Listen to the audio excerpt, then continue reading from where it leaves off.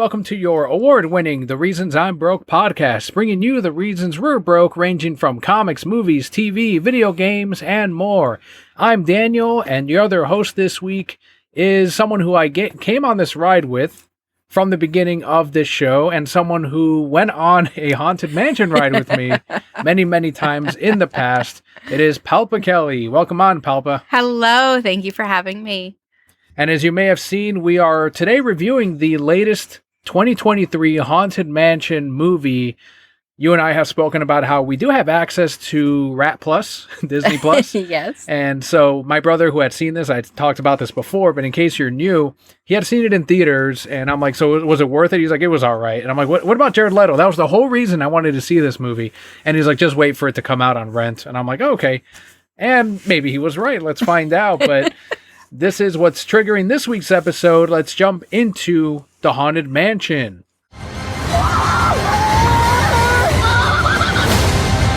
This house is dripping with souls, but there's always room for one more. So this was directed by Justin Simien, who previously did the TV show Dear White People.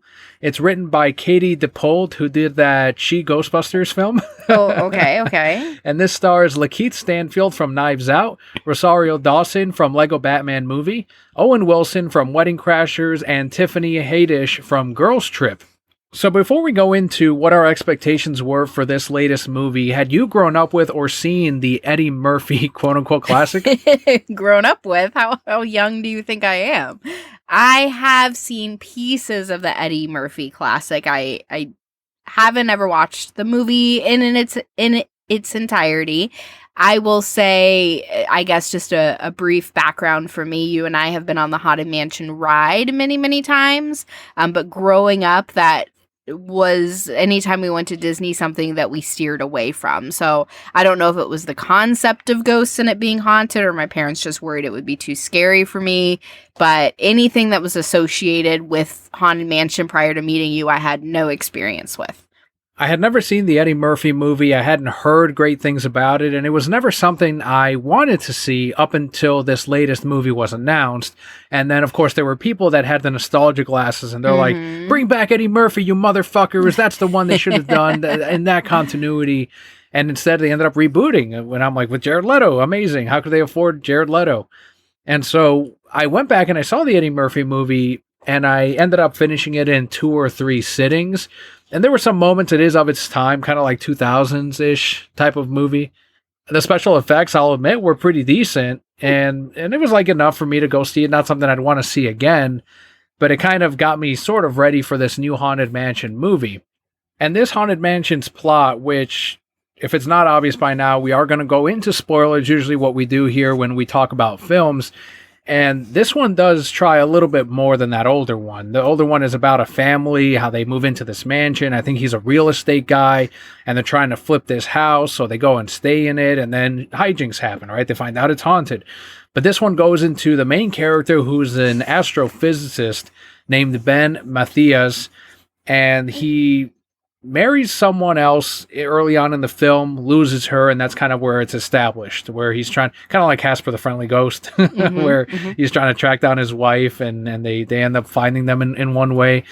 And in here, though, he ends up going into the Haunted Mansion by basically invitation from Rosario Dawson's character of, this place is haunted. We know you have this camera that you were developing to try to talk to your past wife and to other ghosts. And he doesn't believe any of it. He's kind of given all that up until it turns out that the whole thing is real and he is being chased by ghosts. I will say at the beginning of this movie, and we did have to watch it, in about 3 sittings, because children, I had really high hopes in the beginning. So I thought the way that they really introduced his story of him having lost his wife and why he continues to, even though he's a scientist that doesn't believe in ghosts, continues to do haunted tours and go into this mansion scenario to help these people. I thought that was set up very well when we initially get to see the ghosts. I was like, oh man, this is kind of scary. Okay. or even the nods to like the ghosts will follow you home and now they're being haunted and they have to go back. Really clever. And that's probably about a third of the way through is when all that stopped. Yeah. Yeah, it seems like they set up a lot of what we know of from the ride, and then they try to sprinkle that in as the movie progresses and unveils, and then you find out that the Hatbox Ghost, who is a character in the ride, but in this movie it ends up being a whole thing of like it's a stronger ghost or a stronger demon than the other ones, and it's able to control and destroy the other ghosts if it wants to, and during the full moon it can even kill people up to that point, and it needs to kill 999 people, or 1,000 I guess is what he's at, to be able to basically make it into the real world, to manifest into real life, and that's what they're trying to stop. And that's when Leota tells them this is how you stop him, and that basically ends up wrapping up the movie. But from a perspective of enjoying the ride, I know the older one did not concern itself as much with we need to make sure we put all these things from the ride in the movie. Instead, I think it focused stronger on the characters and the story. Whereas this one, I felt like the characters took a back seat to, and the story took a back seat to the little things that you normally would find in the ride. Like suddenly they're in a room that stretches just like on the attraction. And there's like this little subplot of this kid and he lost his dad, and they're trying to kind of foster a relationship there between the main character and the dad. So it is trying to do more, but it just never goes and takes that extra step to make you, at least to make me feel any connection to these characters. It was very much a modern Disney or a modern Marvel movie from Disney, where they don't want you to feel too low, they don't want you to feel too high. They want to keep you right in the middle. And they do that thing that the MCU movies do, where when the characters feel like they're about to connect a little bit with the audience, then a joke will go in there. And that's kind of one of the issues I had with the movie. And I went there expecting it, and I got it. So it's just kind of like, all right, it didn't piss me off as much because I'm like, this is modern Disney. Building off of that point, I think if we had been allowed to really feel for these characters, and I forget his name, but the main character who lost his wife, Ben, who lost his wife, and kudos to the actor, like he could cry on demand, and I was like tearing up with him. I was like, okay, let's go for this. And is talking about how his motivation, which I think is incredible and very valid, is he was frustrated at his wife the last time he ever saw her. She gets in a car accident and he feels guilt because he thinks that she doesn't know that he loves her, because their last interaction wasn't necessarily a positive one. And he's telling this story about how she was going out to pick up tater tots, whatever it was, and then she stopped here to eat, and then she stops here to eat, and just weaving this beautiful story of like her last moments and how bad he feels over the way that things were left. And then they crack a joke like French fries, what was her cholesterol? And it's just like, really, you can't. That was, I get why again, the standard recipe that they have of, okay, we don't want anybody to cry, but if you just allowed us to cry in that moment, like this character's motivation of I'll be the last willing soul to go because I need to make up for that would have been so much more powerful. And I would have understood it more. Like towards the end, I never once believed that he was like, no, all right, you can have me as the last ghost. And he was like, come on, you can see your wife and you can tell her you love her. It all seemed like he was playing it up to trick the Hatbox Ghost. And I'm like, oh, he's just tricking him. But then they make it seem like, no, he's not. He actually wants to see his wife. But I never believed him during that moment because, as you said, the story never let you believe it. It never presented it to you where you go, again, deep enough to connect with that story or with the characters. And with the other characters, too, like Danny DeVito and Lightning McQueen and all of them, like, I felt like that was another thing where they were just there for the punchline. They were background noise. They didn't have really any purpose to being there other than it's a wacky group of people that were also stuck in the mansion because they stepped through the doors of the mansion. The way this plot goes is once you step foot in the mansion, a ghost will follow you home and haunt you until you satisfy what it wants. And I was on board with Lightning McQueen being in there until it came out like, oh, I'm not really a priest. I just work at the Halloween store. And I was, what? I was like, naturally, yeah. Why? It would have been better if he was like an irreverent priest. I would have been about it. But yes, and even Danny DeVito, his character didn't really make sense. I know they needed him to be the quote-unquote historian to get more information, but I feel like there was a different way that they could have discovered those things. And he also did not look like he knew what to play. Right. Like in the movie itself. Like they just had him doing all kinds of things, and it never really settled into anything. Mm-hmm.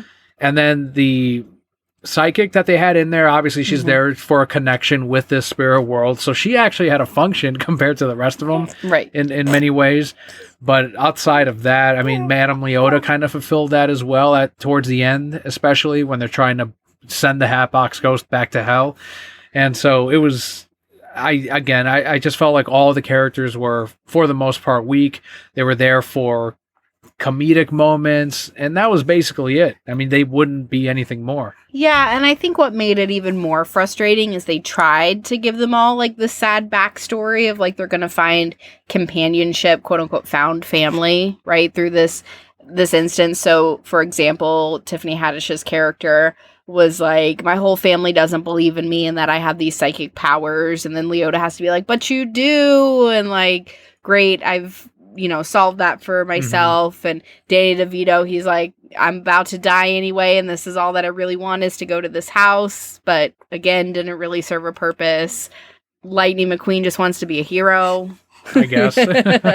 whatever he is. And even with the little boy trying to weave the story of, he lost his father, they didn't even do a really great job in the beginning of setting that up, because the mom didn't seem sad at all. She made it seem like it was a rough divorce and like pieced out. And again, they could have weaved that story better so that when it got to the moment when the kid's like, oh, I can see my dad again, which is what the Hatbox Ghost was trying to do, that we could have felt something. Yeah. But instead, he was very easily swayed by this Joe Schmo who just showed up like 3 days ago. That was the thing that I also did. I'm like, no, bullshit. Like, he's going to go towards the light, and it's going to make the Hatbox Ghost a part of the real world, and they're going to have to exorcise him, because there's no way any person that's suffering that much and you hear your loved one's voice. Right. It's like, no, I'm going to go check that out. Like, you're not going to be like, no, he didn't give him a reason to not believe him. Like, no, that's actually the Hatbox Ghost, and he's going to fuck you up, actually. He never told him once. Right. He's like, don't do it. Don't do it. I've got you. You stay with me. Like, I don't know what Sir, the fuck I met he was you telling 3 him. days Like, ago. We played toys once. Right. So a lot of that, again, was very surface level, which was very disappointing. Unfortunately, yeah, the story wasn't very good, but what do you think about the supernatural characters? So Jared Leto's character, the other ones that we kind of recognize from the ride, like the bride, they sort of did hers kind of like how she looks in the ride, not really. And then there was random other monsters. There was even like a mummy and a different looking mummy than what you see in the ride. I thought they were cool. I will say the bride I thought was very scary, and I understood why they made her look creepy, especially in the beginning when she's the painting and like she jumps out. I was like, whoa, what kind of movie? Like shaking. Yeah, I was like, what kind of movie is this about to be? But in the ride, she was beautiful.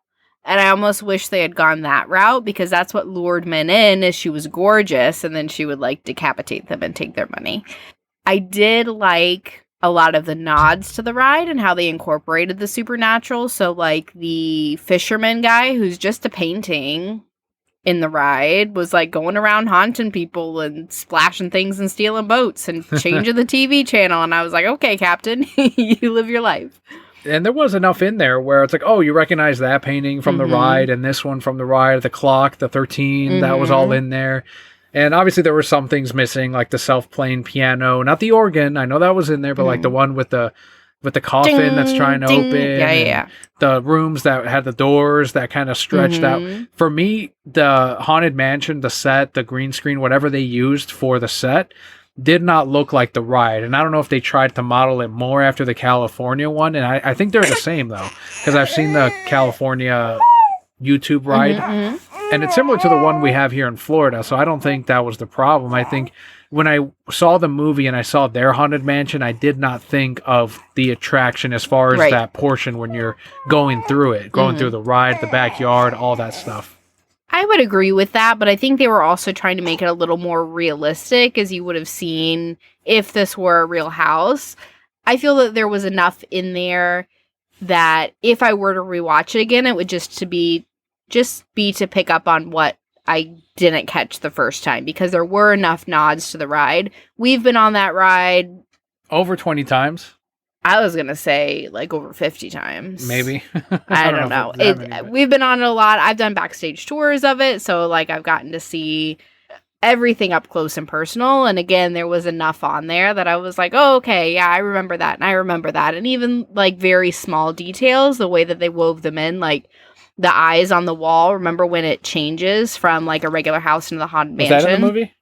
Yeah, the weird eyes. They had the wallpaper in there. At the very end, the dancing ballroom scene where everybody's dancing, and if you notice, they don't actually move, so they're just spinning. They look exactly like the mannequins that they have that are just spinning around. Enough of the characters. There is a mummy in the ride, in the right.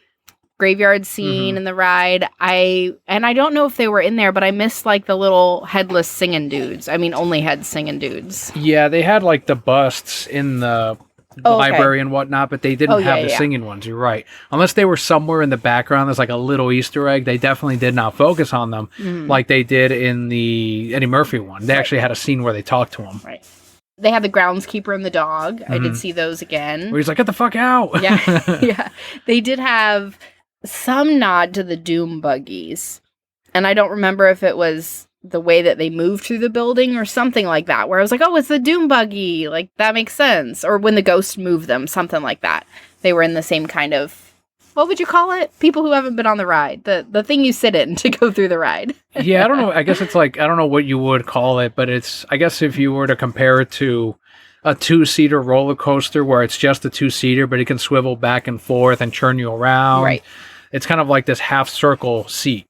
But it is very, very unique to that ride. So they did have a nod to that in there. Of course, Madame Leota, the chants that they used were things that they said in the ride. I think there were floating instruments around at one point. Of course, the Hatbox Ghost. Yeah, which I thought it was, again, another waste of fucking talent. Every time Disney hires these actors that are, like, up there, like, I remember, like, Bobby was telling me, like, Batman's going to be in the new Thor movie, and I immediately was like, what a waste of talent. Like, what a shame. Right. And it turns out it was, right? And now with this one, they fucking fooled me, though, although I didn't go see it in theaters, but I made me go see the Haunted Mansion here at home on Disney+. And I was like, all right, I'm going to go see it for Jared Leto. And unlike Sony with Tom Hardy, how they used them, I think, properly in the Venom films, here they never ended up using him in makeup. They never had him physically present, even when he was a human. They had a painted portrait of him. That was it. Maybe he posed for it once, or they just put his fucking face on a little body. And then it's like, all right, well, he voiced the ghost, though. But you would not even be able to tell. Right. It could have been any other voice actor. Like, suddenly I'm thinking, you guys are spending money like Warner Brothers Discovery, where you don't know how to spend your fucking money. And you're going to spend all this to get Jared Leto to voice it and then garble up his voice anyway? It was just to put his name out there. That's all they spent the money on. And even his motivation, I was like, how boring. Like, he's a real evil guy and he's killed a bunch of people. And that was, and made them elaborate tombstones in his basement. Well, the whole thing was he brought back everyone that screwed him and his dad and then killed them off in the ballroom or whatever. So he had his little backstory, and I wish they had done something like that for when he was talking about his wife, for example, instead of all the exposition. Even when you have little kids around, like, it's boring to them. I think it would be.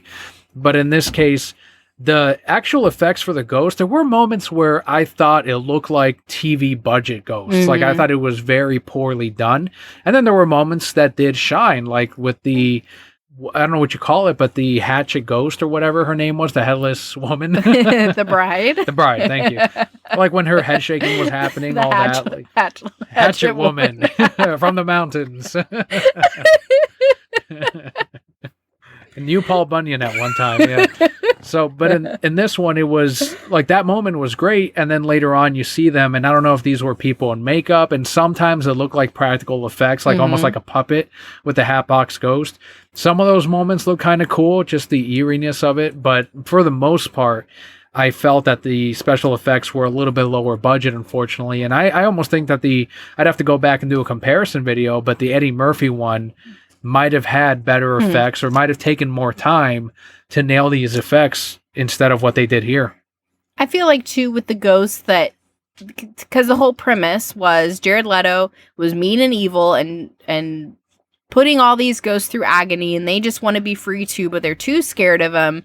And we get this brief touch on Gracie's story where he lost his wife and he was trying to bring her back, and that's how Hatbox Ghost ended up there. But we didn't really dive super deep into that. And Gracie didn't do a whole lot. Like, we didn't get any kind of conclusion with him of, oh, great, he went home and he finally saw his wife and he can be at peace. Like, no, he just helped once and he disappeared.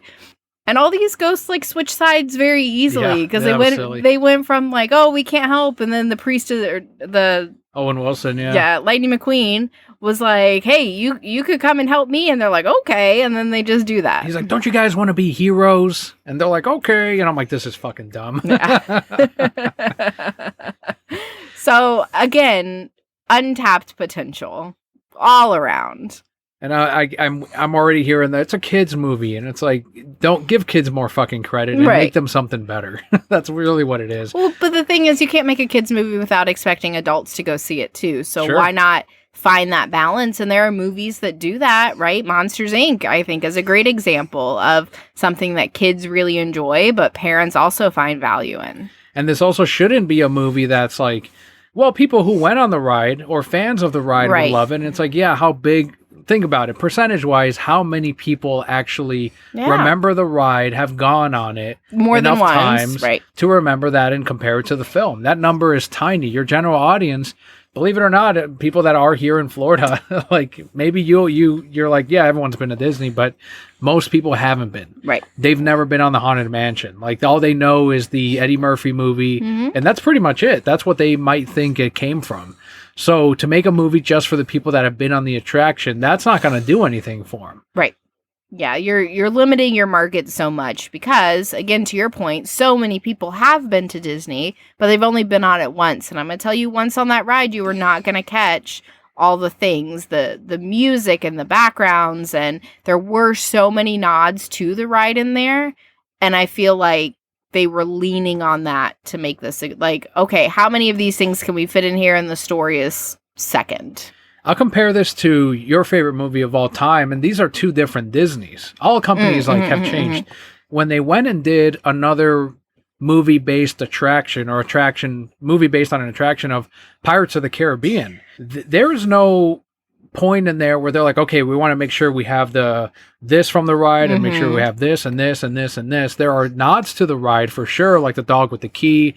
At some point, like, obviously they're chasing other people throughout town, which you can kind of guess is when they're chasing the women or whatever. Yes, not anymore. There's drunk pirates, just like on the ride. But I felt like that movie tried to, instead they're like, okay, there's this Pirates of the Caribbean movie. Let's focus on the story. Great. We nailed the story. And let's fit in these nods in there from the ride, like to make sure we get that in there. Right. But the main thing is let's make this movie right and get the effects right. And this is a very different way that they filmed this. This was more, let's make it safe, not too scary, make sure the story is easy to understand, and let's not spend a lot of money on it. Well, I think this is also, talking about Pirates of the Caribbean is a great example because they've actually changed the ride based on the success of the movies. So again, putting that story first, creating something really great. And then you have so many people who now love that franchise that they said, great, let's bring that back into the ride. And you still have some of those nods, right? Gibbs sleeping with the pigs is still there. The women are now chasing the men. Okay. 2023. 2023. The bride auction, I think, is in there somewhere. So the redhead is now a pirate. Yes, she is now a pirate. Listen, that's just what we do. We become pirates. Oh, so you're for this. Yes. But they even put Jack Sparrow in the ride. Like, the core of that ride is still there, but they used what they had and made it better. The mermaid skeleton, I think, is like one of the coolest things that they did in that ride. But this Haunted Mansion is just an example of, let's make it exactly like the ride. Let's not do anything unique or really focus on creating a really great story that's going to resonate with people. Let's just make something for the fans to enjoy. Who would you recommend this movie to, if anyone at all? Because I would already say that us as ride goers, I wouldn't say this is good for us because we've been on the ride and we can watch the movie several times and point out all the shit. That I have no value there. For me, I'm like, okay, it's forgettable. The story's not there, and the nods aren't even that cool. So, who would you say? Would you say anyone should watch this?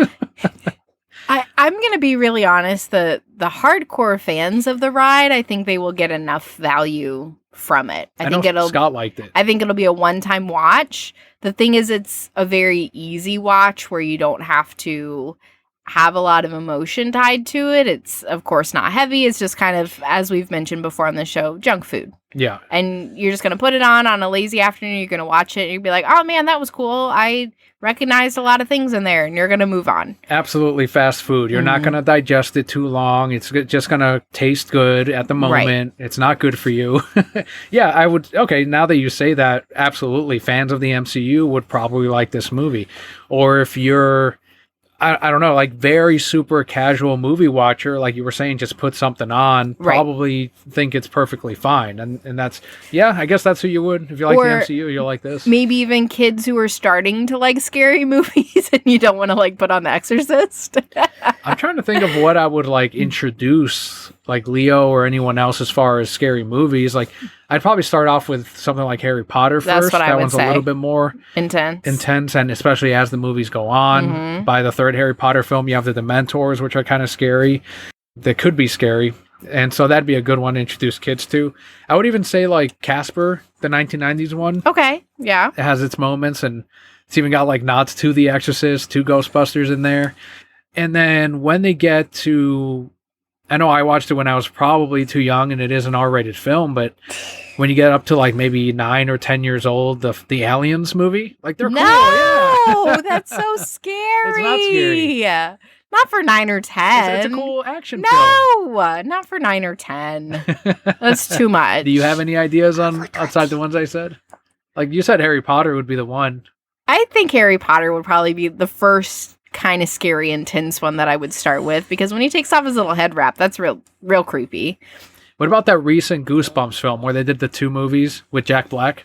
Those weren't bad. I don't remember them too much, but I feel like that's like 9 or 10. Not Alien. No. I'd have to think about it. I'm not big into like scary, intense movies. I do like movies with a lot of feeling, but when it gets too intense, especially after I had kids, I don't know. It's real rough. If you're at all curious about some of those scenes, like how do they compare with the ride? There's probably YouTube compilations now. Like do the stretching room scene, it's probably up there. Do like the bride scene, it's up there if you really want to see it.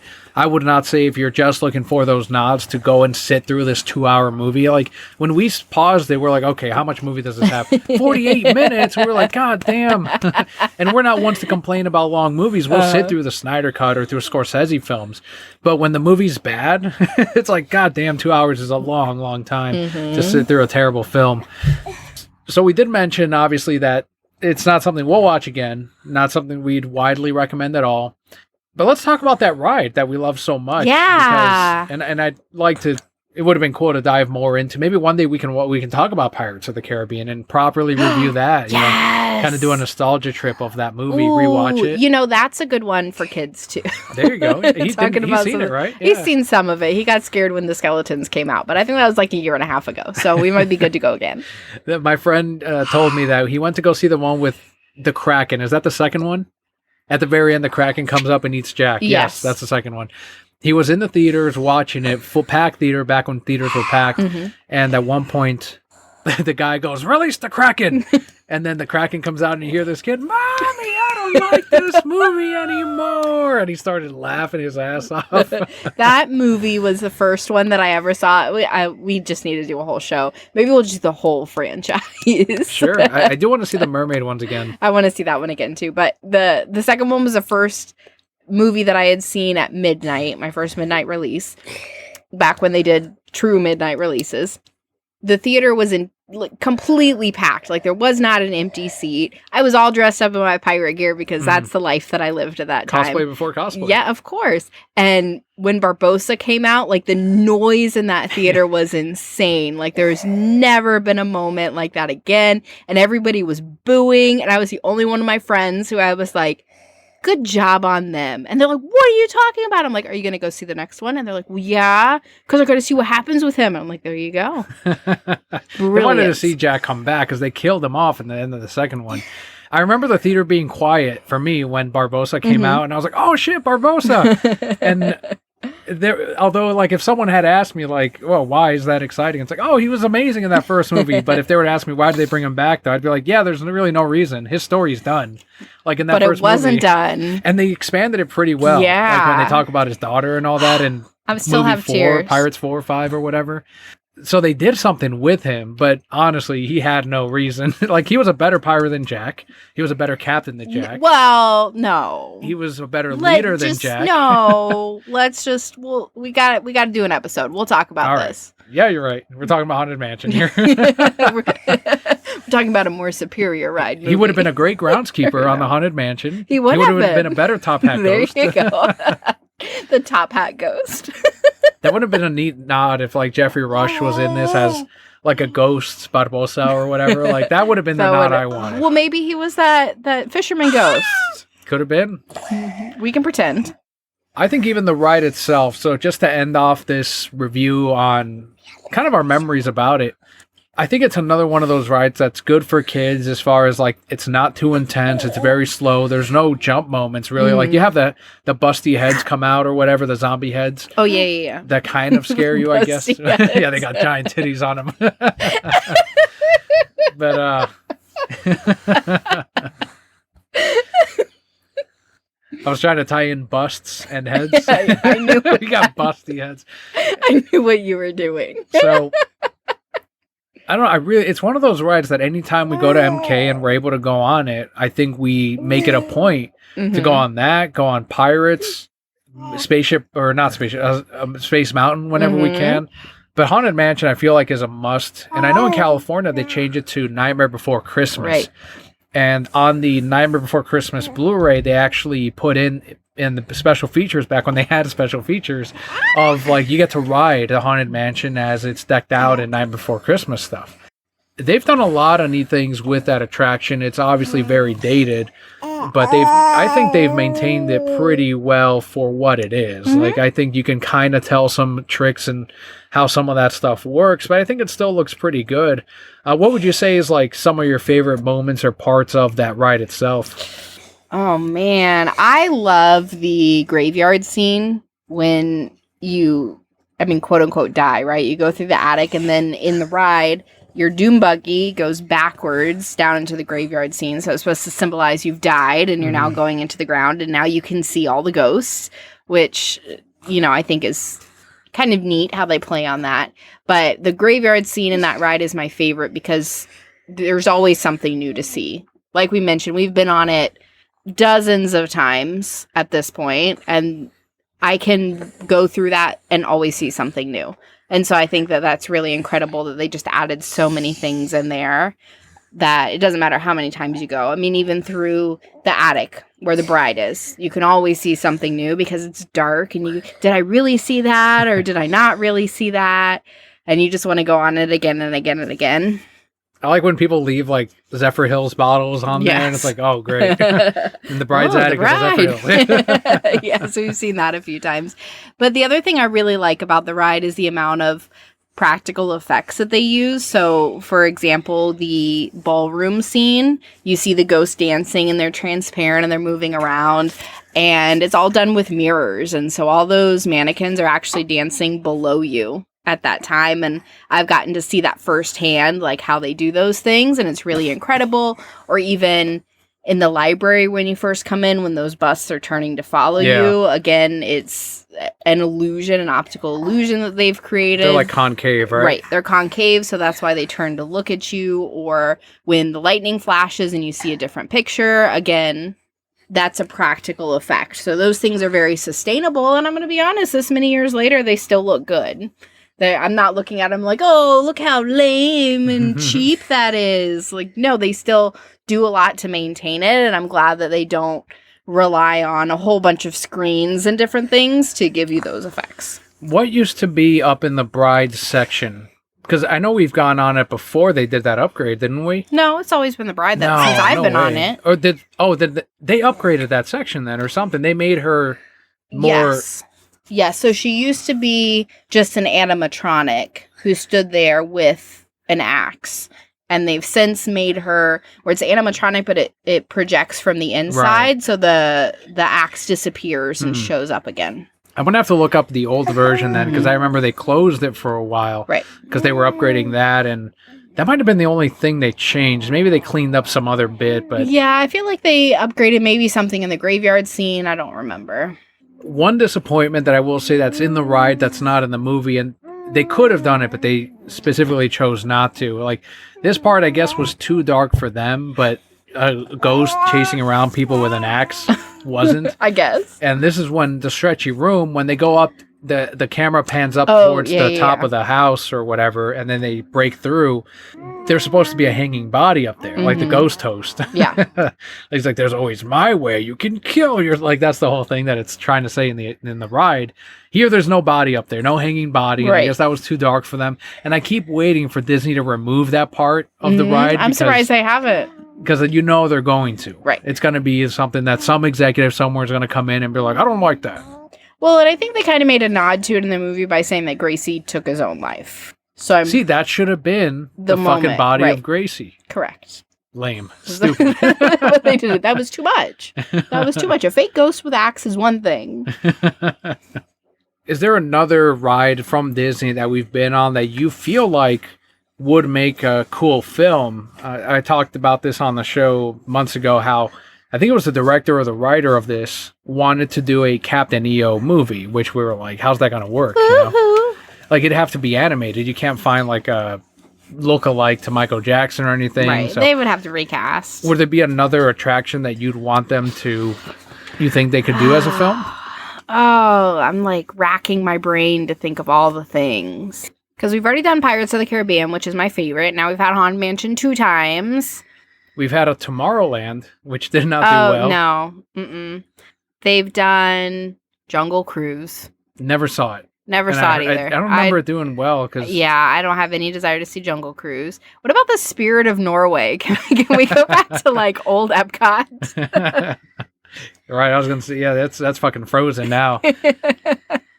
It's such a funny ride because it celebrates Norway, but it's kind of, kids are like, oh, the polar bear was kind of cool. Like, there's some little moments in there. The trolls. There's some trolls, yeah. Oh, they'll never have the trolls again. That sucks. Like, now it's some frozen thing, right? Isn't it the snowman or something? I don't know. Oh, yeah, her big snow yeti or whatever he is. I would love to see the return of the Three Caballeros, and I know they've done the TV show since then, but doing like some kind of live, I don't know, like do the thing that, or actually make the whole thing animated. I was going to say you could do what they did in the original movie where the cartoons are in real life, like Donald's chasing the women on the beach and all that. So just because I like that ride, and I feel like they could do a sort of Pirates of the Caribbean thing where it's loosely based on the ride of Space Mountain. Like whatever fucking plot you want to fit in there to call it Space Mountain, and then have some nod of, you know, the moon or whatever it was that they were going on. You could call some movie that and make it whatever you want, some sci-fi epic if you wanted to. I mean, but for that, do Thunder Mountain, do Splash Mountain. Oh, Splash Mountain isn't Splash Mountain anymore either. Isn't that the one that... It's going to become Princess and the Frog. Oh, okay. Because it was racist. I was just going to say, isn't that the racist one? Is it because of the animals on there or something? Yeah, something with dunking them in tar, and like there was a whole thing associated with that. And so, yes, it's becoming Princess and the Frog now. If they really wanted to make it authentic to any Disney ride, you would have ended the movie with them going into a merch shop or something. And that's how we should have in the episode, actually. Like, check out our TeePublic. Go to thereasonsimbroke.com and click on merch, and there are t-shirts. This is what the ride is, basically, everyone. This is the attraction. And you a exit ghost out. will follow you home. Yeah, now buy our merch. Yeah, and then the end of the movie, they just all decided to live together like a happy family. Yeah. I'm like, you're all out your minds.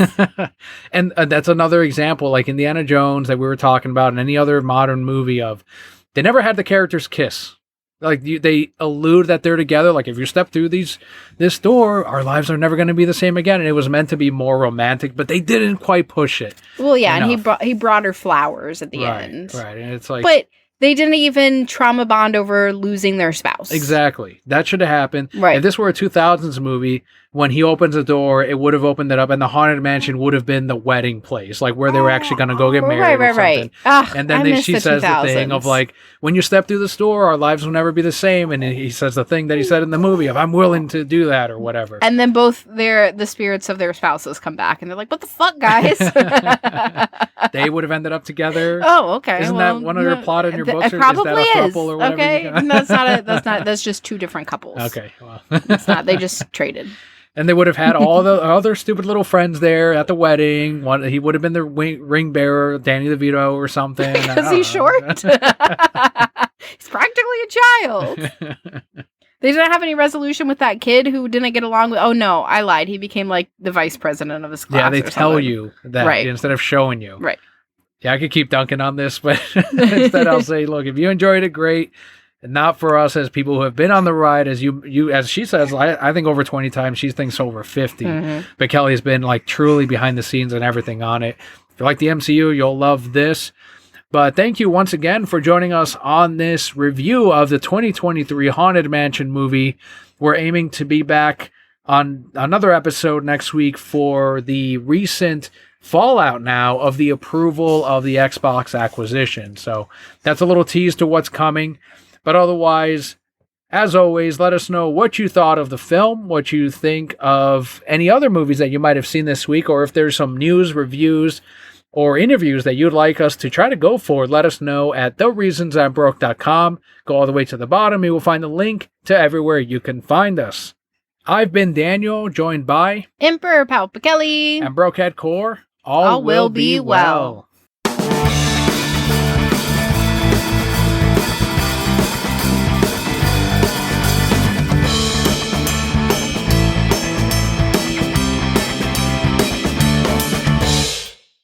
Which ghost would you want to follow you home?